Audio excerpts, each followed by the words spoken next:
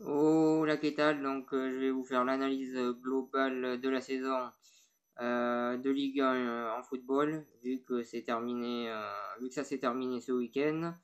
Je vais faire l'analyse globale, mais avant ça, je vais féliciter les équipes qui ont été championnes nationales dans leur championnat, donc autre que la France. Félicitations à Anderlecht qui est champion de Belgique tout simplement. Félicitations à eux, très bel exploit. J'en profite pour passer le bonjour à Yann, qui est une des rares personnes qui me suit depuis que je fais des vidéos et qui supporte Anderlecht, donc c'est son club de cœur, donc j'en profite pour passer le bonjour. Je félicite la Juventus de Turin qui a été championne hier en gagnant 3-0 face à Crotone.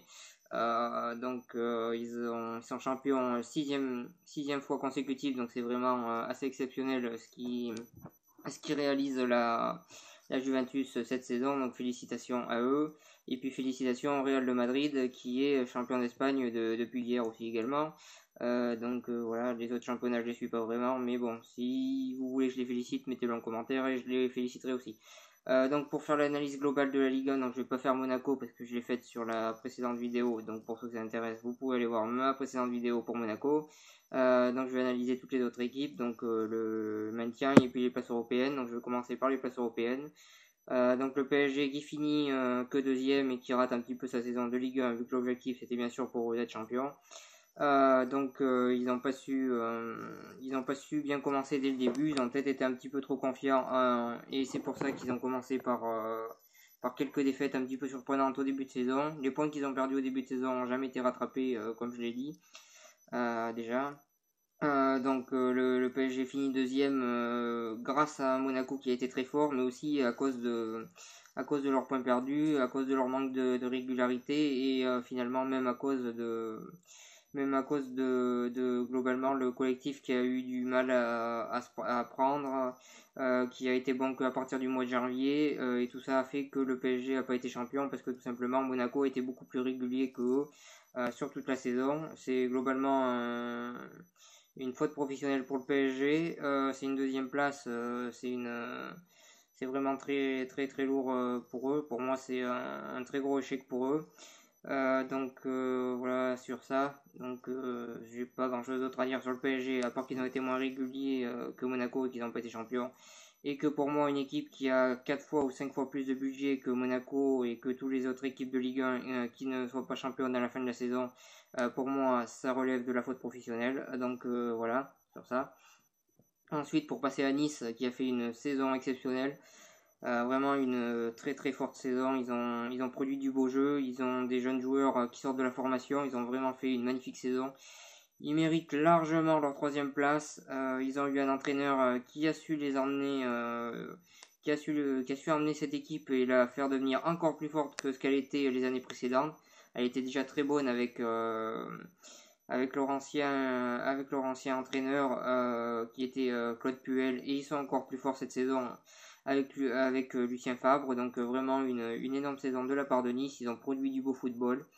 Ils ont vraiment été très forts et ils ont prouvé que jouer avec des joueurs jeunes qui sortent de la formation et quelques joueurs un peu plus expérimentés comme notamment Balotelli cette saison, ça marche très bien.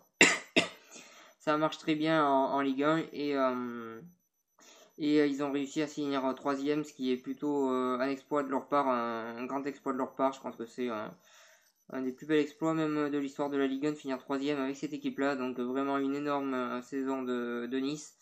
J'espère qu'ils se qualifieront pour la Ligue des Champions, mais ça va être compliqué. Déjà, il y a deux tours préliminaires à jouer avant de se qualifier. Donc le premier, normalement, c'est contre une équipe plus faible, mais le deuxième, ça peut tomber sur une bonne équipe, vu que dans les championnats qui peuvent tomber contre, ils peuvent tomber soit contre le Sporting du Portugal qui a fini troisième au Portugal. Donc je pense que là ça devrait passer parce que c'est une équipe qui a du mal en Ligue des Champions, contrairement à Porto et Benfica. Donc ils ont une chance contre cette équipe-là. Ensuite en Allemagne c'est Hoffenheim, donc je pense qu'ils peuvent passer contre cette équipe-là aussi.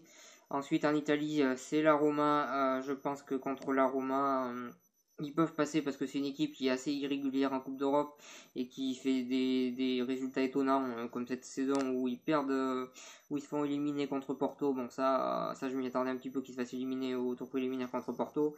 Mais après qu'ils se fassent éliminer de la Ligue Europa contre Lyon, qui sur le papier est plus faible que la Roma, honnêtement, ça prouve qu'ils ont vraiment du mal en Coupe d'Europe. Donc je pense que Nice a une chance face à cette équipe-là. Après, il faut voir si Nice va garder beaucoup de joueurs ou non. Malheureusement, enfin ils ont la chance entre guillemets d'avoir les deux meilleurs joueurs blessés, donc ils vont être forcément un peu moins en vue pour le mercato. La chance entre guillemets, je souhaite pas la blessure des joueurs, mais c'est vrai que ça les arrange. Mais en tout cas, cette équipe de Nice a fait une très bonne saison. Donc après pour les équipes qui peuvent tomber, donc il y a la Roma comme je l'ai dit. Il y a Liverpool, je pense que ça peut passer parce que Liverpool, ça fait pas mal d'années qu'ils ont pas en Ligue des Champions, ils ont pas une équipe exceptionnelle sur le papier, donc je pense que ça peut passer. Ensuite, il y a Séville en Espagne. Là, par contre, ça serait du très lourd, même si je sais pas l'équipe qu'aura Séville l'année prochaine. Mais en tout cas, ça reste faisable. Et pour moi, ils peuvent se qualifier en Ligue des Champions, même si ça va être très dur pour eux. Mais en tout cas, cette saison de Nice est remarquable et ils sont à féliciter. Ensuite, Lyon, ils ont fini quatrième alors qu'ils avaient un effectif pour finir troisième. Donc c'est un échec pour eux, c'est une mauvaise saison. Et en plus, ils n'ont même pas gagné l'Europa League, ce qui fait et aucun trophée. Donc ce qui fait que c'est complètement une saison loupée par Lyon qui a été totalement irrégulier sur cette saison de Ligue 1 et qui a un entraîneur qui pour moi n'a pas les épaules pour entraîner une équipe comme Lyon. Mais apparemment ils vont le garder, après c'est leur choix, mais je pense que cet entraîneur-là ne les emmènera pas dans les sommets de la Ligue 1 ni dans les sommets de quoi que ce soit. En tout cas c'est ce que je pense, voilà, saison plutôt ratée pour Lyon. Ensuite on passe au cinquième qui est l'Olympique de Marseille qui se qualifie en Europa League alors qu'au début de saison tout le monde les voyait jouer le mieux de tableau, donc c'est vraiment un exploit. C'est vrai qu'ils ont eu la chance d'être achetés au mois de novembre ou d'octobre si je me rappelle bien. Donc ils ont fait une plutôt bonne saison, même s'ils ont été un petit peu réguliers. Rudy Garcia a su les reprendre de bonne manière, vu qu'il les a emmenés à cette cinquième place, et c'est vraiment une très belle, un très bel exploit de sa part. Et je pense que cette cinquième place est en grande partie grâce à Rudy Garcia qui a su créer une équipe et créer un jeu pour que l'OM puisse jouer ce qu'il pouvait espérer de mieux finalement l'Europa League cette saison. J'espère qu'il y aura un bon recrutement et que l'année prochaine l'OM sera encore plus pourra rivaliser encore plus avec les autres équipes de Ligue 1. C'est globalement une saison réussie de leur part. Surtout de la part de Florian Thauvin qui a fait une énorme saison, mais j'en cite qu'un, mais globalement c'est vraiment une bonne saison pour moi de l'OM, parce qu'ils avaient un effectif pour jouer le mieux de tableau et que finalement ils finissent 5ème, donc un grand bravo à eux et un grand bravo à Rudy Garcia. Après Nice, après Bordeaux qui finit finalement 6ème. Donc si le PSG gagne la Coupe de France, ils seront en Europa League. Si le PSG perd, ils y seront pas. Ils ont fait une plutôt bonne deuxième partie de saison. Jusqu'au mois de janvier, ils n'ont pas été très forts, ils ont été assez faibles. Et puis à partir du mois de du mois de janvier, ils ont été forts, ils ont réussi à créer un collectif, à se créer une équipe, à créer du beau jeu avec des jeunes joueurs. Donc je pense que c'est plutôt prometteur pour l'avenir. Je pense qu'ils vont garder pas mal de ces joueurs-là. Donc globalement, c'est quand même une bonne saison pour Bordeaux qui, pour moi, mérite d'aller en Europa League. Même si j'ai rien contre Angers, mais je trouve qu'ils méritent beaucoup plus qu'Angers d'aller en Europa League. Donc s'ils y vont, pour moi, ça serait mérité. Donc très très bonne saison avec des jeunes joueurs qui ont su les emmener à cette sixième place, c'est déjà pas mal. Gourvenec a su créer une équipe au mois de janvier et les faire gagner pas mal de matchs dans la deuxième partie de saison. Bordeaux, pour moi, il y a félicité aussi. Ensuite, la dernière équipe que je vais analyser dans le haut de tableau, c'est Saint-Etienne qui a complètement loupé sa saison. Je pense que c'était la saison de trop pour Galtier. La saison de trop pour pas mal de joueurs. Finalement, cette saison, l'accumulation des matchs les a fait complètement finir la saison en catastrophe. Vu que toutes les équipes qui jouaient contre eux, ils avaient la chance de jouer contre eux, donc ils ont gagné. On l'a vu avec Nancy qui a fait un récital alors que Nancy va descendre. Donc vraiment une fin de saison catastrophique pour les Verts. Je pense que pour l'avenir de Saint-Etienne, ça va être quand même compromis. Je vois pas trop qui va reprendre l'équipe. Je les vois pas du tout finir dans les 5 premiers la saison prochaine. Je pense que l'avenir de Saint-Etienne s'annonce plutôt inquiétant. Donc voilà sur ça. Ensuite, on passe au maintien. Donc pour moi, mérite de descendre vu qu'ils ont fait une saison plutôt mauvaise dans l'ensemble. En plus, les supporters leur ont fait perdre des points, notamment le match où il y a eu des problèmes avec les dirigeants de Bastia face à Lyon et le public de Bastia. Donc le public de Bastia a joué contre son équipe et c'est vraiment dommage. Le public de Bastia les a vraiment pas aidés. Ensuite, c'est vrai qu'ils ont perdu des matchs qu'ils auraient dû gagner. Globalement, je les ai trouvés plutôt faibles sur cette saison et je trouve que cette descente en Ligue 2 est assez logique. Pareil pour Nancy que j'ai trouvé plutôt faible. Par contre pour Lorient, je pense que j'ai trouvé Caen plus faible que Lorient. Bon après en barrage, je pense que Lorient peut s'en sortir vu que pour moi ils sont plus forts que 3.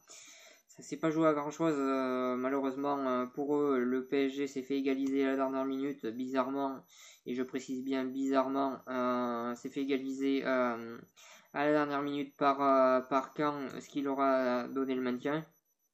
Pour moi c'est une équipe faible, mais bon c'est pas grave, c'est comme ça. Ensuite pour parler de Lorient, ils ont fait une énorme remontée, une remontada comme diraient les Espagnols. Et ils ont fait une énorme remontée au classement. Ils avaient beaucoup de points de retard dès le début de la saison. Ils ont su remonter à la fin finir 18e. Donc rien que ça, c'est assez remarquable de leur part. Rien que pour ça, je pense qu'ils méritent de rester en Ligue 1. En tout cas, moi, je préfère Lorient que 3. Après, j'ai un avis plutôt neutre d'habitude, mais là, je le dis que je préfère Lorient que 3. Donc on va voir. Après, j'ai rien contre 3. Mais pour moi, Lorient mérite de rester en Ligue 1. Et j'espère vraiment que sur ce barrage aller-retour, ça sera en leur faveur et qu'ils resteront en Ligue 1. D'ailleurs, les barrages, c'est la première saison depuis très longtemps qu'il y a des barrages en Ligue 1, donc on va voir ce que ça va donner. J'ai aucune idée de ce que ça va donner, mais ça me semble intéressant sur le papier. J'espère qu'il n'y aura pas de débordement dans les tribunes, vu qu'à mon avis, vu la pression qu'il va y avoir, ça va être le cas. Après, c'est une décision de la Ligue qui a décidé de faire des barrages, c'est comme ça, on va voir ce que ça va donner. Mais j'espère de toute façon que Lorient va se maintenir. Après, j'ai rien contre 3, je vous le précise quand même. Donc voilà ce que j'avais à dire pour cette vidéo. Si vous avez aimé, n'hésitez pas à partager, à cliquer j'aime et à en parler autour de vous. Et moi, je vous souhaite une bonne continuation.